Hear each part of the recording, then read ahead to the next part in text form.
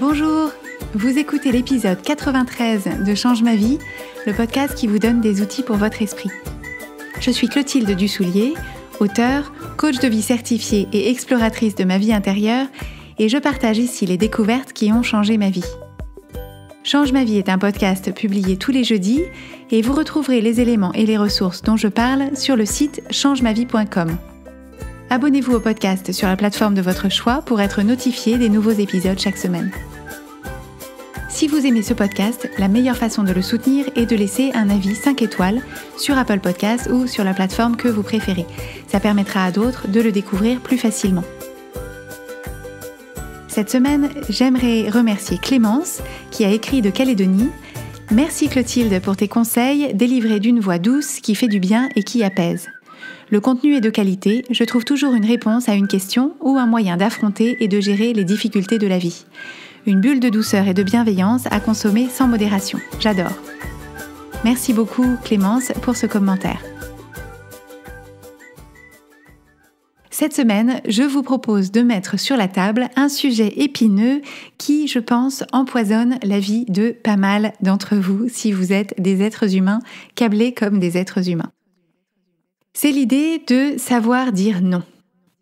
Alors, pour vous dresser le tableau d'une façon assez simple, j'aime bien pour ces concepts-là commencer par mettre les choses bien à plat pour comprendre de quoi on parle. Donc, ce dont on parle, c'est des demandes explicites ou implicites qu'on reçoit au quotidien dans notre vie familiale, notre vie sociale ou notre vie professionnelle. Donc, au quotidien, on peut recevoir des demandes. Donc, ce sont des personnes autour de nous qui nous demandent notre temps, notre présence, notre énergie ou nos ressources de diverses façons et à diverses fins. Donc ça va être, est-ce que tu peux t'occuper de faire telle tâche ? Est-ce que tu peux venir à tel moment, à tel endroit ? Est-ce que tu peux me rendre tel service ? Est-ce que tu peux te rendre disponible pour telle ou telle chose ? Est-ce que tu peux recevoir chez toi telle ou telle personne ? Est-ce que tu peux recevoir chez toi tel ou tel événement ? Est-ce que tu peux contribuer telle ou telle chose ? Est-ce que tu peux apporter telle ou telle chose à tel endroit ? Quand on reçoit ces demandes de temps ou de ressources et qu'on est d'accord pour utiliser notre temps et nos ressources de cette façon, ça ne pose aucun problème. C'est impeccable. Quelqu'un nous demande quelque chose, on est d'accord pour le lui donner, donc on dit oui, il n'y a aucun problème. Le problème naît quand on n'est pas d'accord. Le problème naît quand on n'a pas envie d'utiliser notre temps et nos ressources de la façon qui nous est demandée. Alors, on n'a pas envie parce qu'on n'a pas envie de les utiliser du tout. Par exemple, on a envie de garder du temps ou des ressources sans les utiliser pour le moment. Ou bien, ce temps et ces ressources, cette énergie, cet argent, quelles que soient les ressources dont on parle, peut-être qu'on a choisi de les utiliser d'une autre façon. Donc par exemple, on va recevoir une invitation et on va avoir envie de dire non. On n'a pas envie de répondre favorablement à cette invitation. On va avoir par exemple un enfant qui nous demande un jouet, qui nous demande qu'on lui achète un vêtement et on n'a pas envie. Donc on a envie de dire non à cet enfant. On a peut-être un collègue qui nous demande de faire partie d'un comité d'études ou un comité de pilotage sur un certain sujet et pour une raison ou pour une autre, on n'a pas envie de le faire et donc on a envie de lui dire non. On a peut-être un parent ou un ami qui nous demande s'il peut venir chez nous, s'il peut passer quelques jours chez nous, ou juste nous rendre visite, etc. Et on n'en a pas envie, donc on a envie de lui dire non. Alors bien sûr, quand on regarde simplement de façon tangible les choses, le fait de dire non, juste ouvrir sa bouche et dire non, ça en soi c'est facile. Ce qui rend les choses difficiles, ce n'est pas le fait d'ouvrir la bouche et de dire le mot non, parce que ça, on l'a vu, c'est facile. Ce qui nous est difficile, ce sont les pensées qu'on a au sujet de ce non qu'on pourrait dire, qu'on a envie de dire, qu'on pourrait dire. Et ce sont des pensées de crainte sur ce que l'autre personne va penser de nous si on dit non. Donc en fait, on a envie de dire non, mais on a des pensées de peur, c'est-à-dire qu'on imagine que l'autre personne va avoir un jugement négatif sur nous et que si cette personne a un jugement négatif sur nous parce qu'on lui a dit non, il y aura des conséquences et ces conséquences ne nous plaisent pas. Et bien sûr, ces pensées qu'on a au sujet de ce non, ces pensées de crainte, du jugement négatif qui sera porté sur nous, la difficulté qu'elles créent, c'est que, en conséquence de ces pensées, on ressent des émotions qui nous sont pénibles. Donc les pensées qu'on a, c'est il ou elle va me juger négativement si je dis non. Donc la personne va trouver que je suis égoïste, que je suis pas sympa, que je suis pas serviable, que je suis pas une bonne sœur, que je suis pas une bonne fille, que je suis pas une bonne mère, que je suis pas une bonne compagne, que je suis pas une bonne professionnelle. Et donc cette personne va ne plus m'aimer ou va moins m'aimer. Et donc à partir du moment où je pense si je dis non, je vais être jugée négativement et donc l'autre personne va moins m'aimer, moins m'apprécier ou ne plus du tout m'aimer ou ne plus du tout m'apprécier, c'est à ce moment-là qu'on ressent les émotions qui nous déplaisent, qui sont des émotions de peur, de crainte, d'angoisse, d'anxiété. Donc en fait, c'est vraiment important de comprendre ce mécanisme. Quand on dit qu'on a du mal à dire non, en réalité, ce qu'on a du mal à faire, ce n'est pas à dire non. Ce qu'on a du mal à faire, c'est à accueillir et à accepter pleinement les pensées et les émotions qui surviennent pour nous, mais qu'on crée nous-mêmes dans notre tête, au moment où on se propose de dire non.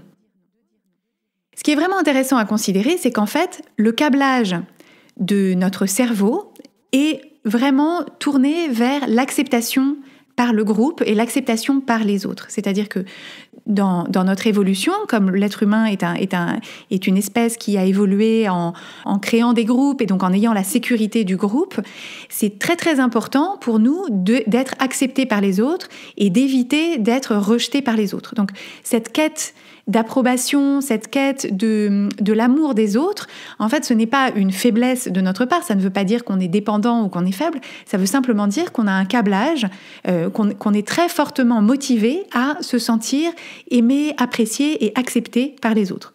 Donc ça, on peut le considérer. Et on a également un conditionnement social.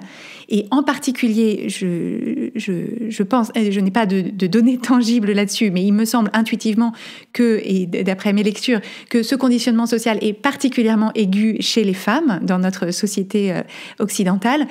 On a un conditionnement social fort à ne pas déplaire, à aller dans le sens de ce qui nous est demandé, à être arrangeant, à être généreux, à être disponible pour les autres, etc.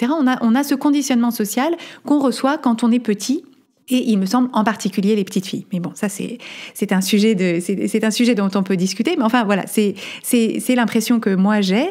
Et en fait, on peut donc considérer qu'on a un certain nombre de mécanismes émotionnels très forts qui sont construits pour qu'on soit très fortement invités à collaborer, à œuvrer ensemble et à se dire oui mutuellement. Et ça, on le comprend très bien intuitivement, c'est-à-dire que ce soit au sein d'une tribu ou au sein d'une société, pour que la tribu ou pour que la société fonctionne bien et harmonieusement, pour qu'il n'y ait pas de dissension, de différends, pour que tout le monde œuvre dans le même sens, si on peut arriver à conditionner tout le monde pour que tout le monde dise oui aux autres quand les autres leur demandent de l'aide, on se dit que c'est une tribu ou une société qui va plutôt mieux fonctionner à l'échelle de la tribu ou de la société. Simplement, comme tous ces câblages primaires, une fois qu'on en a pris conscience, on peut comprendre pourquoi est-ce qu'on est câblé, pourquoi est-ce qu'on est conditionné à ça. Mais ensuite, notre liberté individuelle, c'est de pouvoir les mettre en perspective, de pouvoir les reconnaître et de pouvoir les désamorcer à des moments où ces câblages primaires ne sont pas adaptés à la façon dont nous, on a envie de conduire notre vie et où ces câblages primaires nous mettent dans une impasse parce que, en l'occurrence, quand on parle de dire oui à des choses auxquelles en fait on a envie de dire non, en réalité ça crée énormément d'émotions négatives pour nous parce qu'on se sent contraint, on a du ressentiment, on a de la colère, de la frustration, etc. Et donc ça, on peut considérer que ça n'est pas nécessairement ce qu'on a envie d'entretenir ni au sein de la tribu, ni au sein de la société ou d'une famille ou d'une entreprise. Donc on peut considérer que ces câblages primaires, on sait très bien pourquoi est-ce qu'ils sont là. En soi, ils sont là, ils se sont installés pour de bonnes raisons, mais que la beauté de notre cortex préfrontal, c'est de pouvoir les considérer et se dire, il y a des fois où ces câblages m'emmènent dans une direction qui m'est favorable, et il y a d'autres fois où j'ai envie de m'en détacher et de faire autrement.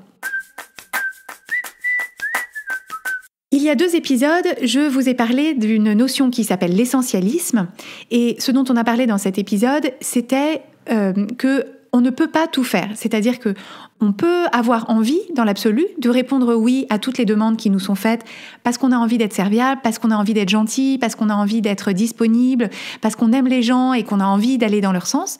C'est simplement que mathématiquement, on a des ressources de temps et d'énergie qui sont finies. On a beaucoup de temps et on a beaucoup d'énergie au fil d'une vie, mais ce sont des ressources qui sont finies.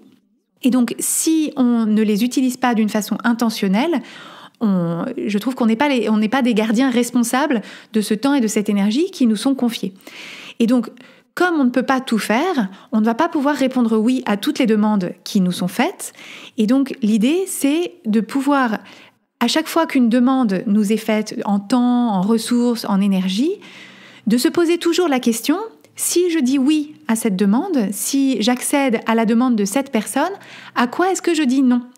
Parce que notre temps et notre énergie c'est pas comme des robinets où l'eau coule à l'infini, enfin à l'infini des ressources en eau de la planète, mais du coup c'est quand même beaucoup.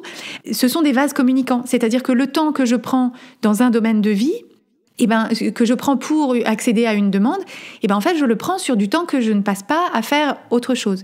L'argent que je dépense pour acheter une certaine chose, c'est de l'argent que je n'ai pas à dépenser pour autre chose. Donc, je peux dégager plus de temps, je peux gagner plus d'argent, mais au moment où j'affecte une ressource, cette ressource, je la prends à un autre sujet, un autre domaine de vie, une autre opportunité, une autre demande. On peut se proposer de voir tous ces oui qu'on a envie de dire parce qu'on n'a pas envie de dire non, toutes ces demandes auxquelles on dit oui. C'est important de les voir comme des arbitrages et de les évaluer dans un cadre plus large, le cadre plus large de notre vie, et de se poser vraiment la question: est-ce que je dis oui à cette personne qui me demande telle chose parce que j'ai envie de dire oui, ou est-ce que je dis oui parce que j'ai peur de dire non ? Et on peut vraiment s'habituer à sentir la différence quand on est motivé par l'envie ou motivé par la peur. Donc, est-ce que je dis oui parce que j'ai envie de dire oui, ou est-ce que je dis oui parce que j'ai peur de dire non ? On peut aussi se poser la question: est-ce que si je dis oui, est-ce que j'aime mes raisons de dire oui ? Est-ce que pour moi, je dis oui pour de bonnes raisons pour moi, des raisons qui sont alignées avec la personne que j'ai envie d'être, parce que j'ai envie de rendre ce service à mes amis, même quand c'est pas ultra arrangeant pour moi, mais j'ai envie d'être cet ami-là ? Ou est-ce que je dis oui parce que j'ai peur que mon ami, du coup, trouve que je suis désagréable et pas sympa ?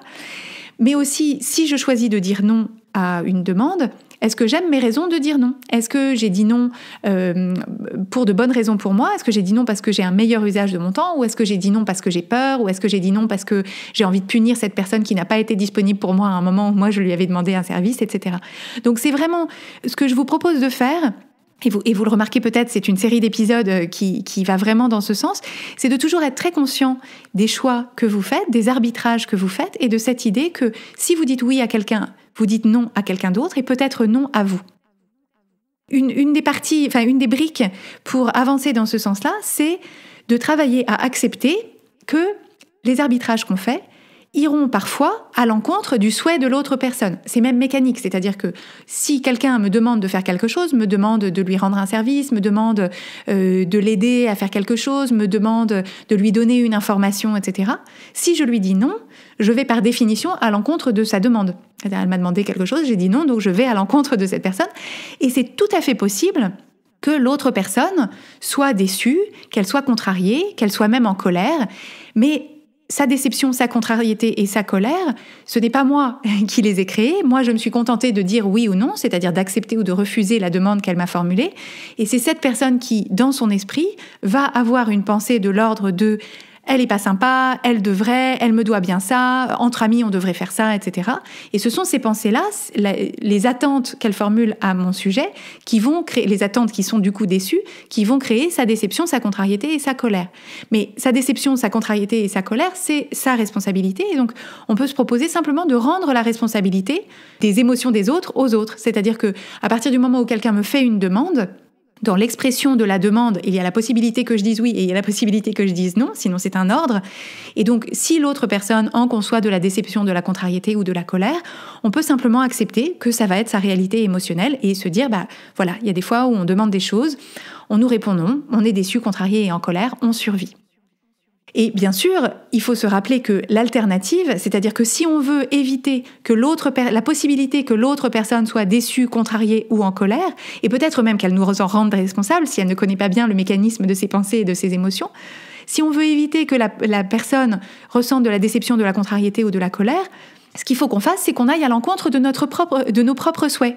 Et donc, c'est nous qui ressentirons de la déception, de la contrariété et de la colère.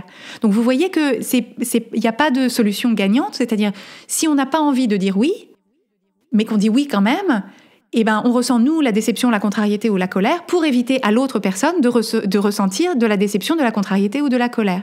Donc, si je dis oui à cette personne, mais que je me dis non à moi, est-ce que c'est comme ça que j'ai envie de piloter ma vie ? Et donc, moi, je n'ai pas de réponse préconçue. Je sais la réponse que je m'emploie à donner à cette question pour moi-même, mais c'est une question qui mérite d'être posée. Et bien sûr, se souvenir aussi que à chaque fois que je dis oui, alors que j'ai envie de dire non, à chaque fois que j'accepte d'aider quelqu'un alors qu'en fait j'ai pas envie de l'aider, à chaque fois que j'accepte de prendre en charge quelque chose que je n'ai pas envie de prendre en charge, c'est une sorte de mensonge. C'est-à-dire que je dis oui, bien sûr, je le ferai avec plaisir, et à l'intérieur je me dis non, ça me gonfle et j'ai pas du tout envie de le faire et je le fais parce que je me sens obligée. Donc c'est une sorte de mensonge qu'on fait, et c'est intéressant de constater que en faisant ça, on se dit que le jugement de l'autre personne sur nous sera positif, c'est-à-dire que je dis oui parce que je veux que l'autre personne pense de moi, elle est sympa, elle est serviable, elle sait se rendre disponible, on peut compter sur elle, mais qu'en fait ce jugement, il est porté sur quelqu'un que j'ai fait semblant d'être, c'est-à-dire je me suis forcée à être cette personne pour qu'elle ait ce jugement à mon sujet, mais c'est un jugement qui du coup est complètement faussé puisque j'ai fait semblant d'être quelqu'un que je ne suis pas. Et je me suis forcée ou j'ai fait semblant d'être cette personne pour éviter de ressentir des émotions négatives. Donc vous voyez que c'est un système qui est très emmêlé. Je fais comme si je voulais quelque chose pour espérer que quelqu'un ait de moi un jugement qui me plaît davantage, mais du coup ce jugement ne me sert à rien parce que ce jugement n'est pas fidèle à la personne que je suis et aux choses que je veux. Donc vous voyez que c'est un bazar pas possible. Ce qu'on peut se proposer de faire, c'est d'essayer petit à petit de mettre un petit peu d'ordre dans notre façon de dire oui, notre façon de dire non. Pourquoi est-ce qu'on dit oui ? Pourquoi est-ce qu'on dit non ? Et on peut simplement remarquer que pour la plupart d'entre nous, on part de très loin. On part de très loin à cause justement de ce câblage, de ce câblage de l'évolution et de notre conditionnement social qui nous a conduits tous à beaucoup dire oui à des moments où on veut dire non. Et l'habitude de dire oui pour ne pas déplaire, pour ne pas être jugé négativement, et donc que ça va prendre un petit peu de temps pour dénouer toutes ces situations, pour essayer d'être un petit peu plus aligné avec les choses qui sont vraies pour nous, de dire oui avec des grands oui quand on a envie de dire oui, et de dire non avec simplicité et honnêteté quand on a envie de dire non. Donc, je vous propose pas du jour au lendemain de dire non à tout le monde, c'est pas du tout de ça qu'il s'agit. Je vous propose simplement d'avancer petit à petit, d'abord en remarquant toutes les fois où vous dites oui avec la tête, mais vous dites non avec le cœur, comme dans ce poème de Prévert que j'aime beaucoup et que je vous ai déjà cité, je me souviens plus dans quel épisode.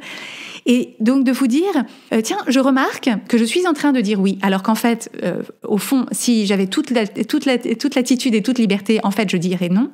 Et de s'interroger, de quoi est-ce que j'ai peur ? Qu'est-ce que c'est le scénario du pire que je cherche à éviter en disant oui alors que j'ai envie de dire non ? Et donc de simplement considérer le choix que je suis en train de faire, et petit à petit, sur des petites situations à faible enjeu dans un premier temps, s'exercer à dire non. Et donc, il va falloir s'accompagner beaucoup parce qu'on va avoir une grande réticence, parce qu'il va falloir surmonter cette anxiété et cette peur de ce que pourraient penser les autres.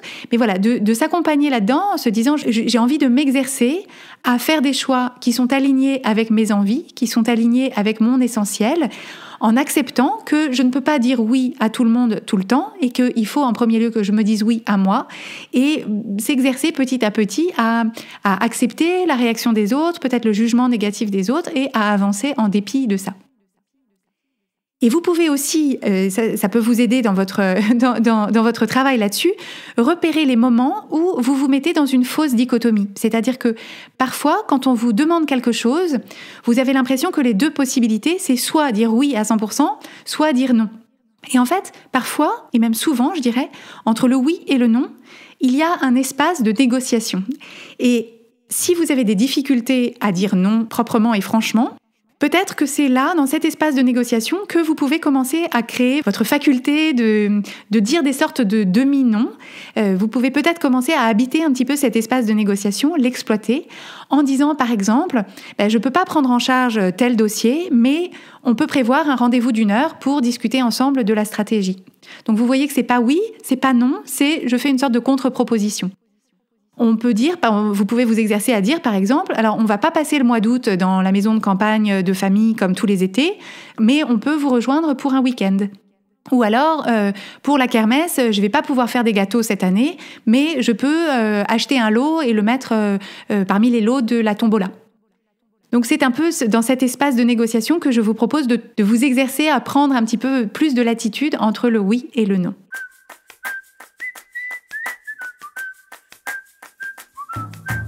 Si vous aimez Change ma vie, vous allez adorer Change ma vie mode d'emploi. Change ma vie mode d'emploi, c'est le programme de coaching qui va vous donner des ailes pour atteindre tous vos objectifs de vie. Grâce à notre méthodologie unique, nous allons vous guider pas à pas pour développer la vision riche et vivante de ce que vous voulez. Nous allons vous aider à trouver la clarté sur la façon la plus simple et la plus directe de l'obtenir, et nous allons vous apprendre à soutenir votre élan tout du long en surmontant les obstacles avec confiance pour vous sentir avancer tous les jours vers la vie à laquelle vous aspirez. Si vous écoutez Change ma vie, c'est que vous savez que vous avez une vie extraordinaire à vivre. Une vie qui a du sens et un impact, et c'est notre mission et notre passion de vous y aider. Je vous donne donc rendez-vous dès aujourd'hui sur changemavie.com/coaching pour avoir toutes les informations.